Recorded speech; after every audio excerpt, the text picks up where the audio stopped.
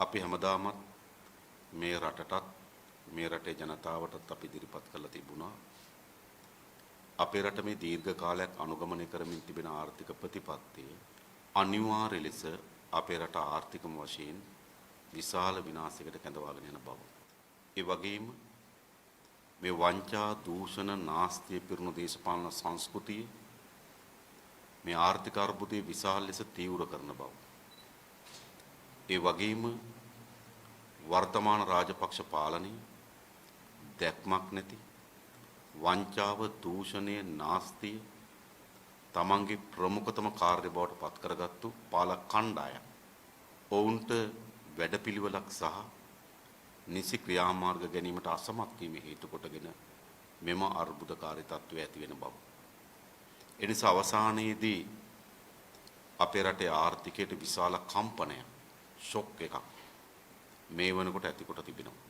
පසුගියදා පෙරේදා මහා බැංකු අධිපතිවරයා විසින් නියෝගයක් දෙනු ලැබුවා බැංකු පද්ධතියට ඩොලරය පා කරන ලෙස. දැන් එහි ප්‍රතිඵල බවට පත් වී තිබෙන ඩොලරයේ අගය රුපියල් වාණිජ බැංකුවල විකිණීමේ අගය රුපියල් 260 දක්වා වර්ධනය වී තිබෙනවා. දින දෙකක් ඇතුළත ලංකා ඉතිහාසයේම ඩොලරයට සාපේක්ෂව රුපියල විශාල ලෙස කඩා වැටුණු පළමු අවස්ථාව මේක. ඒ අපේ රටේ ආර්ථිකයට කිසිසේත්ම ඔරොත්තු නොදෙන විශාල කම්පනයක් ආපදාවක් ඇති කරන බව දැන් හරි පැහැදිලි. විශේෂයෙන්ම ඔබට මතක ඇති අපි පෙන්වා දෙනු ලැබුවා ගිය අවුරුද්දේ ජුනි මාසයේදී අපේ රටේ විදේශගත ශ්‍රමිකයන්ගෙන් ලැබෙන සංක්‍රාම අඩු වෙනකොට යම් ප්‍රමාණයකට ඩොලරය ලිහිල් කරන එකට භාජනය කරා නම් අද වන විට රුපියල් 220ත් 25ත් අතර ඩොලරය රඳවා ගැනීමේ හැකියාව තිබුණා. නමුත් ආණ්ඩුව නිසි දැක්මක් සැලැස්මක් නොමැති වීමේ ප්‍රතිවිපාක හේතු කොටගෙන අර්බුදය මෝරන්න ඉඩ දීලා හරියට ජලාශයක බෝලයක් යට කරගෙන ඉන්නවා වගේ තෙරපුමක් දීලා සංගවාගෙන ඉඳලා දැන් අවසානයේදී අත්තරීම අපේ රටේ ආර්ථිකයට විශාල කම්පනයක් ඇති කොට තිබෙනවා. ඒ ආර්ථිකයේ සියලු ශේෂ්ත්‍රවලට විශාල බලපෑමක් ඇති කරන බව දැන් පැහැදිලි. විශේෂයෙන්ම IOC සමාගම තෙල් මිල වැඩි කිරීමකට භාජනය කරා. ඩීසල් ලීටරයක් රුපියල් 75කින්ද පෙට්‍රල් ලීටරයක් රුපියල් 50කින්ද වැඩි කරනු ලැබුවා. සාමාන්‍යයෙන් අපේ රටේ තෙල් ඉන්ධන ඉහළ යාම පහුගිය කාලේ පෙන්නුම් කර රුපියල් 2ක් 3ක් 5ක් වෙනි කුඩා ප්‍රමාණයක. නමුත් දැන් එක රුපියල් 50 75 වෙනි අධික ප්‍රමාණයකින් ඉහළ දමා තිබෙනවා. විශේෂයෙන්ම පහුගිය පෙබරවාරි මාසයේ 6 වෙනිදා ඉඳන් මේ මාර්තු මාසයේ 10 වෙනිදා ඊයේ වන විට IOC සමාගම ඩීසල් ලීටරයක් වැඩි කොට තිබෙනවා රුපියල් 93ක්. පෙට්‍රල් ලීටරයක් වැඩි කොට තිබෙනවා රුපියල් 90කින්. ඒ කියන්නේ මාසයකට ආසන්න කෙටි කාලයක් ඇතුළත ඩීසල් ලීටරයක මිල රුපියල් 93කුණු පෙට්‍රල් ලීටරයක මිල රුපියල් 90කුණු වැඩි කරලා තිබෙනවා. ඒ වගේම මේ ඩොලරයට මේ තත්ත්වය ඇති වෙන්න පෙර මා දැක්ක ලොකුගේ අමාත්‍යවරයා ප්‍රකාශ කරලා තිබුණා ආවම වශයෙන් ඩීසල් ලීටරයක මිල සිපෙට්කෝ ආයතනයේ පෙට්‍රෝලියම් එක තෙල් සංස්ථාව රුපියල් 81කින්වත් වැඩි කළ යුතු බව. දැන් මේ කඩා වැටීමත් එක්ක ඒක රුපියල් 121ක් රුපියල් 130ක ආසන්න ප්‍රමාණයකින් වැඩිවීමේ අනතුරකට මුහුණ දී තිබෙනවා. ඉන්ධන මිලේ ඉහළ යාම ඩොලරයට සාපේක්ෂව රුපියල කඩා වැටීමත් අපේ රටේ ආර්ථිකයේ සෑම ශේත්‍රයකටම දැඩි බලපෑමක් ඇති කරනවා. විශේෂයෙන්ම මා දැක්කා බේකරි හිමියන්ගේ සංගමයේ ප්‍රකාශයට පත් කළා තිබුණා. ඔවුන් පාන් රාත්තලක මිල රුපියල් 20ත් 30ත් ආසන්න ප්‍රමාණයක මිලේ ඉහළ දැමීමට සිදුවන බව. ඒ දැන් රුපියල් 80ට පාන් ගෙඩියක් අලෙවි වෙනවා නම් රුපියල් 110 දක්වා පාන් ගෙඩියක මිල ඉහළ යාමට ඉඩ තිබෙන බව ප්‍රකාශ කරා. ඒ වගේම අපේ පිටි නිෂ්පාදකයන් වන ප්‍රධාන කර්මාන්ත වලින් එකක් සෙරන්ඩිප් ආයතනය ඔවුන් ප්‍රකාශයට පත් කළ තිබෙනවා. ඔවුන්ගේ පිටි පාම් පිටි කිලෝග්‍රෑම් එකක් රුපියල් 35කින් මිල ඉහළ දමන බව. ඒ වගේම කිරිපිටි ආනයන කරුවන් දැන් ප්‍රකාශයට පත් කරමින් තිබෙනවා. අවම වශයෙන් කිරිපිටි කිලෝග්‍රෑම් එක මිල රුපියල් 300කින් හෝ 400කින් පමණ මිල ඉහළ දැමීමට සිදුවන. 367ක් සඳහා ආනයන සීමාවන් පනවන්න. සමහර භාණ්ඩ සඳහා බදු වැඩි කරන්න. සමහර භාණ්ඩ සඳහා බලපත්‍රයක් ලබා දෙන්න. සමහර භාණ්ඩ සඳහා බදු සහ බලපත්‍ර කියන වර්ග දෙකම ලබා ගත යුතු බව. ද කොන්දේසි 3කට යටත්ව භාණ්ඩ වර්ග 367ක දැඩි ආනයන සීමාවන් පනවන්න ආණ්ඩුව කටයුතු කරලා තිබෙනවා. එය එම භාණ්ඩත් එක්ක තිබුණු වෙළඳ ව්‍යාපාරවලට විශාල තරජනයක්. ඒ වගේම ඒ භාණ්ඩත් එක්ක තිබුණු කුඩා ස්වයං රැකියාව වැනි කර්මාන්ත තිබුණා. ඒවටත් විශාල බලපෑමක් ඇති කරනවා. ඒ වගේම අපි දන්නවා දැන් යල් කන්නය වග ආරම්භ කරන්න නියමිතයි. සාමාන්‍ය යල් කන්නේ සඳහා අපි හෙක්ටයාර් ලක්ෂ 6ක් පමණ වගා කරනවා. නමුත් ආණ්ඩුව මේව රැස්තමෙන්තු කරලා තිබෙන්නේ හෙක්ටයාර් ලක්ෂ 5ක් පමණ වගා කරાવી කියලා කුඹුරු. ඒ හෙක්ටයාර් ලක්ෂ 5 සඳහා අවම වශයෙන් යූරියා මෙට්‍රික් ටන් 88000ක් අවශ්‍යයි. යූරියා මෙට්‍රික් ටන් 88000ක් අවශ්‍යයි. පෞගේ මහකන්නේ ගොවින් උද්ඝෝෂණය කරලා කෑ ගහලා මොනවා කරා තිබුණේ මෙට්‍රික් ටන් 1500. එනිසා එළවලු වගාව වී වගාව ආදී ශේෂ්ත්‍ර ගණනාවකට මේ රසායනික යෙදවුම් වල හිගවීම විශාල බලපෑමක් ඇති කරනු ලබනවා. මේ සෑම පැත්තකින්ම පෙන්වන්නේ කුමක්ද? අපේ රටේ ආර්ථිකයේ ගැඹුරු අර්බුදයක තිබෙන බව.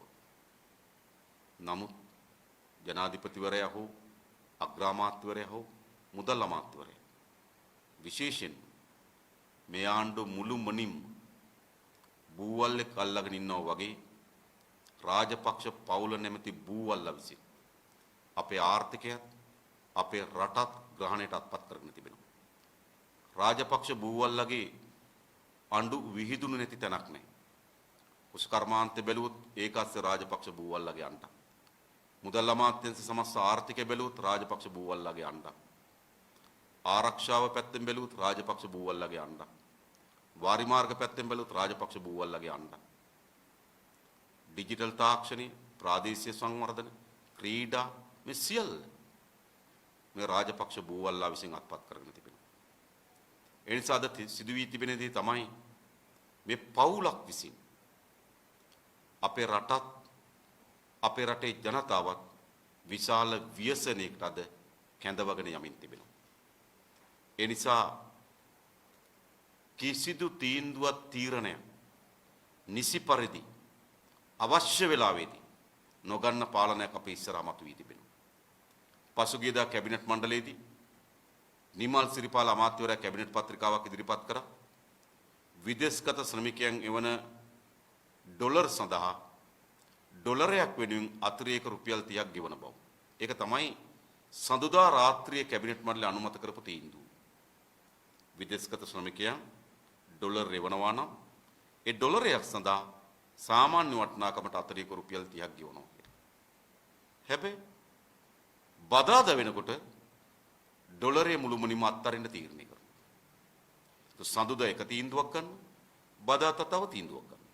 මුදල් අමාත්‍යවරයා එක තීන්දුවකට මැදිහත් වෙනවා. කබ්‍රාල් මහ බැංකුව අධිපතිවරයා තව තීන්දුවකට මැදිහත් වෙනවා. ඒ නිසා මෙවැනි අර්බුදයක් වෙලාවකදී සාමික සාකච්ඡාවක් කරහා නිවැරදි තීන්දුව తీරන ගන්නවා වෙනුවට බැසිල් රාජපක්ෂ උදේ නැගිටිනකොට තමන්ගේ ඔළුවට එන හිතලු අද අපේ රටේ ආර්ථික තීන්දුව බවට පත් වී තිබෙනවා. කබ්‍රාල් තමන් නැගිටිනකොට තමන්ගේ ඔළුවට එන තීන්දුව හිතලු තමන්ගේ ආර්ථික තීන්දුව බවට පත් වෙනවා. ජනාධිපතිවරයා ඔහුට එළි වෙනකොට අඩුම තරමේ ආර්ථික ගැන හිතලුවක්වත් ඇති වෙන්නේ. ඔහුට වෙන වෙන මනස්ගත ඔළුවට එනවා. ඇවිල්ලා මොකද්ද වෙලා තිබෙන්නේ? අපේ රටත් අපේ රටේ ආර්ථිකයත් මුළුමනින්ම බිඳ වැටීමකට භාජනය කොට තිබෙනවා.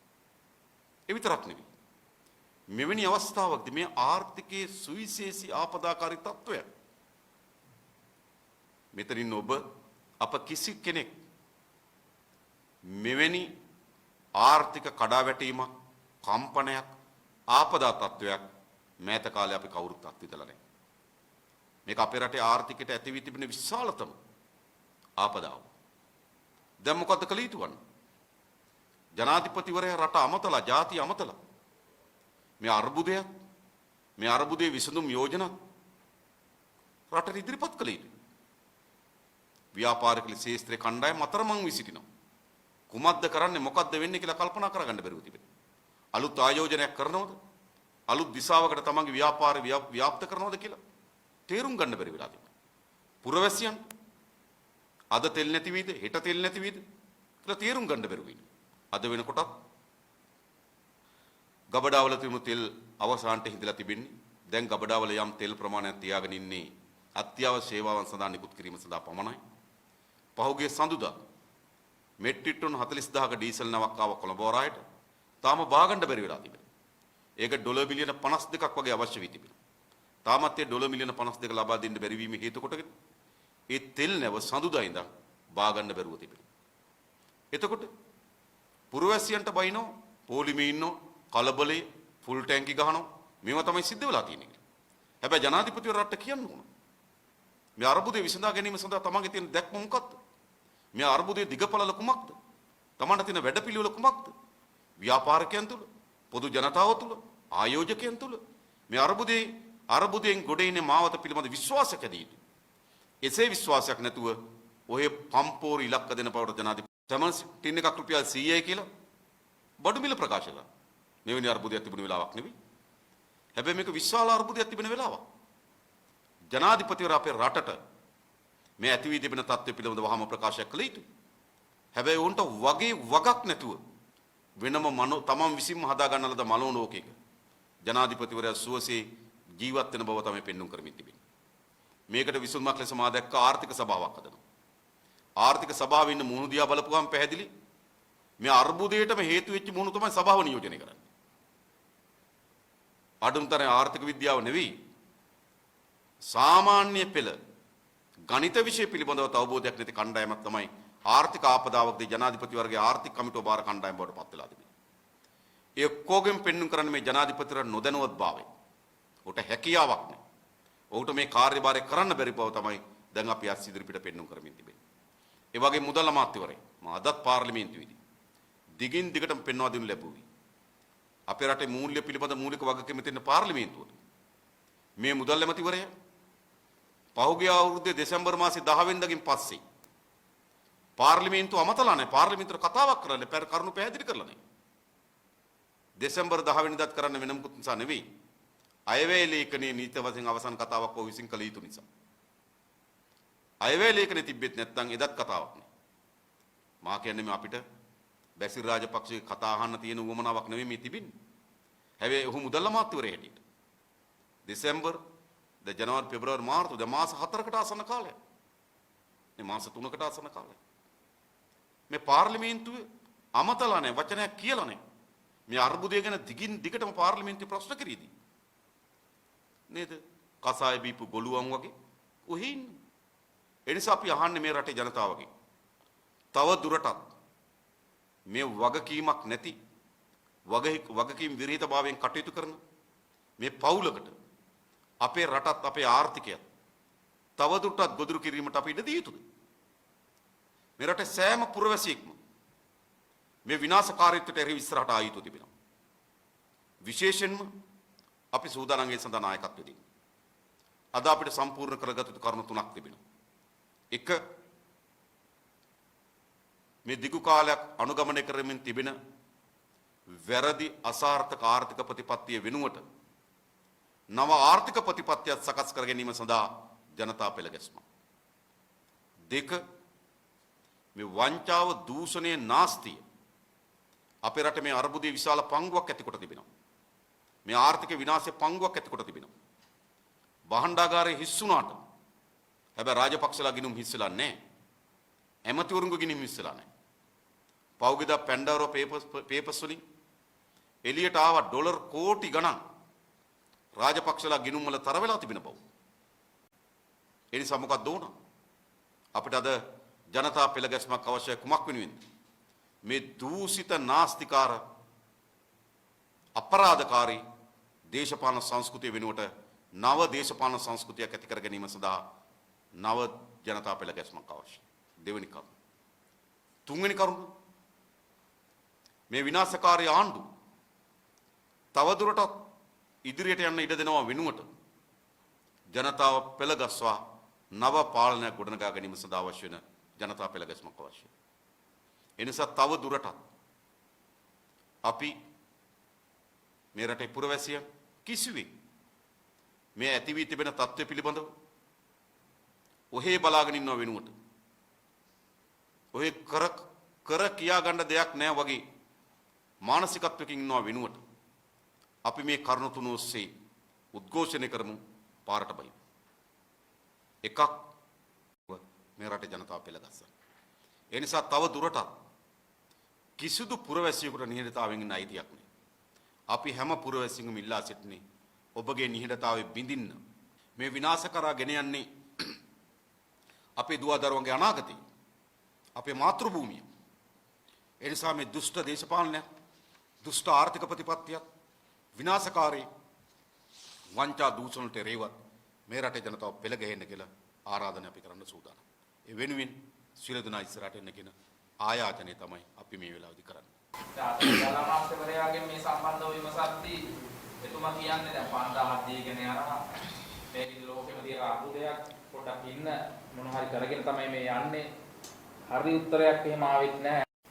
ඒ වගේම අවස්ථා ගණනාවකදී මේ ඊතා ඉක්මනින් විසඳන බව ව්‍යාජ ප්‍රකාශයන් ව්‍යාජ කරුණු අවස්ථා ගණනාවකදී මේ පාලක කණ්ඩායම විසින් ඉදිරිපත් කළා තිබෙනවා.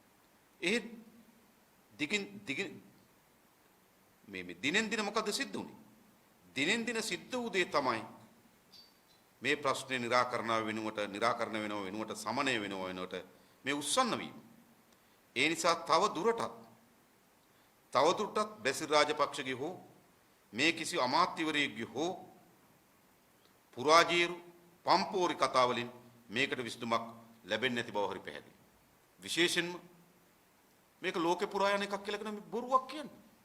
ඉන්දියාවේ, බංග්ලාදේශ, පාකිස්තාන, වියට්නාම්, මැලේසියා මේ සෑම රටකම විදේශ සංචිත ගිය අවුරුදු වල වැඩි වුණා. අපේ රටේ පතුලටම හිඳුණා. ඒතර ඉන්දියාවට ආපු කොවිඩ් වෛරසය නෙවෙයිද ලංකාවට ආවේ. පාකිස්තානට ආපු කොවිඩ් වෛරසය නෙවෙයිද ලංකාවට ආවේ.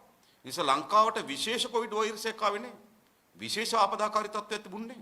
ලෝකේ පුරාම තිබුණු ආපදාකාරී තත්ත්වය තමයි ලංකාවටත් තිබුණේ. මේ කියන්නේ අන් කවරක්වත් නෙවෙයි.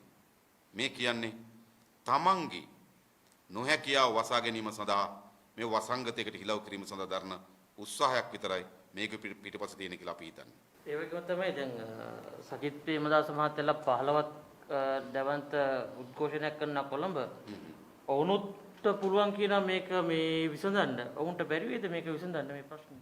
ඔවුන් මේ අර්බුදේ නිර්මාපකයන් මිසක්කා ඔවුන් මේ අර්බුදේ විසඳුම් කරුවන් නොවේ. මේ අර්බුදයට වංචා දූෂණ නාස්තිය ප්‍රධාන පංගුව. ඔවුන් සහ ඔවුන්ගේ කණ්ඩායම විශාල ප්‍රමාණයක් නාස්තිය වංචාවේ සහ දූෂණයේ යෙදුණු අය මේ අර්බුදේ නිර්මාපකයන්. ඒ වගේම අපේ රටේ නිෂ්පාදනය කඩාවැටීම, අපේ රටේ ඉතාමත් වැදගත් කර්මාන්තශාලා පද්ධති විනාශ කිරීම, අපේ රටේ රාජ්‍ය ආදායම හීන කිරීම ආදී ප්‍රතිපත්තියෙන් රාමුවක් තමයි ඔවුන් කටයුතු කරන්නේ. ඒ නිසා එම කඳවුර මෙම අර්බුදයේ නිර්මාපකයන් මෙම අර්බුදයේ විසඳුම් කරුවන් නොවේ. මහබැංකුව අධිපතිවරයාත් එක්ක පොඩ්ඩක් සාකච්ඡා කරලා පොඩ්ඩක් බැරිද මොකක් කරේ දේශපාලන පක්ෂයක් විදිහට මේක මොකද්ද කරන්නේ? මම කියන්නේ මේක පුද්ගලික ගනුදෙනුවක් කරා විසඳගත හැකි ප්‍රශ්නයක් නෙවෙයි. අපි පළමු කොටම කියන්නේ මේ රටේ තිබෙන ආර්ථිකයේ සැබෑ තත්ත්වය පිළිබඳව පාර්ලිමේන්තුවට රටට මුදල් අමාත්‍යවරයා කියන්නේ. කොහොමද අපිට ණය ගෙවන්න තිබෙන්නේ? කොහෙන්ද අපිට ණය ලැබෙමින් තිබෙන්නේ? නේද? මොකද්ද උන් අරන් තියෙන ක්‍රියාමාර්ගය? ඊට පස්සේ අපිට විවෘතව සාකච්ඡා කරන්න පුළුවන්. දැන් ඔබ හිතන්න බංග්ලාදේශයෙන් ඩොලර් මිලියන 250ක සොෆ්ට් ලෝන් එකක් අතමාරුවක් ගත්තා. හැබැයි අතමාරුව කල් පිරෙන දිනීට අපිට ගෙවා ගන්න බැරි වුණා. බංග්ලාදේශය කිව්ව එහෙනම් තව මාස 3ක් දීර්ඝ කරලා දෙන්නම් අපිට හැබැයි පොලිය වැඩි කරලා දෙන්න කියලා. පෞගිද සාක් සංචිතෙන් අපිට හම්බුණා ඩොලර් මිලියන 400ක අතමාරුවක් මාස 6කට. soft loan එක. දැන් ඒකේ කාලයකුත් වෙමින් තිබෙනවා.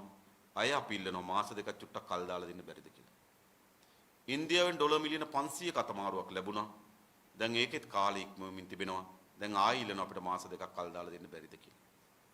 දැන් ඉන්දියාවෙන් ඩොලර් බිලියනයක් ඉල්ලලා තිබෙනවා. බැසිල් රාජපක්ෂ අමාත්‍යවරයා අවස්ථා දෙකක් ඉන්දියාවට යන්න උත්සාහ කරා. අවස්ථා දෙකක්. හැබැයි දෙකම මුදල් අමාත්‍යවරයාට ඉන්දියාවට යන්න බැරි වුණා. සාමාන්‍යයෙන් ඔබ දන්නවා. හතර අතේ ණය වෙලා තියෙන කෙනෙක් ගෙවා ගන්න කිසිදු දැක්මක් සහ පැහැදිලි අනාගතයක් නොපෙනෙන කෙනෙක් ඔබේ ගෙදරට ඇවිල්ලා ණයක් ඉල්ලන්න නැවතෙනකොට ඔබ මොකද කියන්නේ? ඒ ආර්ථිකයේ නේද? හතර අතේ වට්ටලා දැන් මොකද කරමින් තිබෙන්නේ? ඉන්දියාවෙන් ඉල්ලනකොට ඉන්දියාව අපිට විවිධ කොන්දේ ස්ථාන තත්ත්වයකට පත් වෙලා තිබෙනවා. එනිසා මේ අවසන් ප්‍රතිඵලයේ අපේ උපන් දරු පරම්පරාවට සම්පත් විශාල ප්‍රමාණයක් අද අපිට පවරන්න දී සිදු වී තිබෙනවා. ඒ නිසා මා හිතන්නේ මුදල් ඇමතිවරයා සමග හෝ කබ්‍රාල් සමග හෝ පුද්ගලික කතා කිරීමෙන් මේකට ප්‍රතිඵලයක් ලැබෙන්නේ නැහැ. දැන් මේ යන එක දවසේ කොහොම හරි කීයක් කර වාගෙන මොකක් හරි කරගන්න. දැන් මේක එක සීමාවක් කියනවා නේද උච්චම අවස්ථාවට. එහෙම වුණාට පස්සේ මොකද්ද වෙන්නේ මේක? දැන් මේක තමයි දැන් තියෙන්නේ. මේක තමයි අරුබුදේ. එක දවසක් ගෑස් යනවා නැති වෙනවා. ගෑස් නවක් ආපුවාම ප්‍රශ්නේ විසඳෙන්නේ නැහැ. තෙල් නැතුව යනවා. හෙට තෙල් ආවොත් ප්‍රශ්නේ විසඳෙන්නේ නැහැ. විදුලිය නැතුව යනවා. හෙට විදුලිය ආවොත් ප්‍රශ්නේ විසඳෙන්නේ නැහැ. දැන් මේ දැවැන්ත කඩාවැටීමක තිබෙන්නේ. ඒ නිසා ඔබ කියු පරිදිම ආණ්ඩුව එදා වේල. අද කීයක් හරි හොයාගෙන අද දුවන්න උත්සාහ කරනවා. දැන් තෙල් ගබඩාවල ඩීසල් ඉවරයි. දැන් තෙල් නැව ඇවිල්ලා සඳුදා ඉඳන් තෙල් නැව බා ගන්න විදියක් නැහැ. ඒක ඩොලර් මිලියන 50ක් කොහෙන් හරි හොයලා තෙල් නැව බාන්න උත්සාහ කරනවා. ඊළඟ නැවට මොකද වෙන්නේ? එහෙම කල්පනා කරන්න. හැබැයි එහෙම දැක්මක් නැති ජාතික භාණ්ඩ වෙළඳාම සිදු නොවන තත්වයක් ඇති වුණොත් අපේ මුළුමනින්ම විදේශ වෙළඳාම නතර වෙනවා. හතරවෙනි එක දැන් නිකන් නේද තෙල් පෝලිං ගෙයිලා හරි එනවනේ ඉඳ හිට හරි තෙල් නැවක්. ඉඳ හිට හරි තෙල් නැවක් ගේන ගන්න බැරුව මුළු රටම කර්මන්නේ වෙනවා. ඒ නිසා අවසාන වශයෙන් ඉතුරු වෙලා තියෙන මේ කරුණු තුන විතරයි. ණයක් ගෙවා ගන්න බැරි වීම, රට අසාධුලයකට ඇතුල් වීම. LC විවෘත කර LC එකක් පිළිනගැනීම තත්ත්වය ඇතුලේ රටේ ජාත්‍යන්තර වෙළඳාම නතර වීම.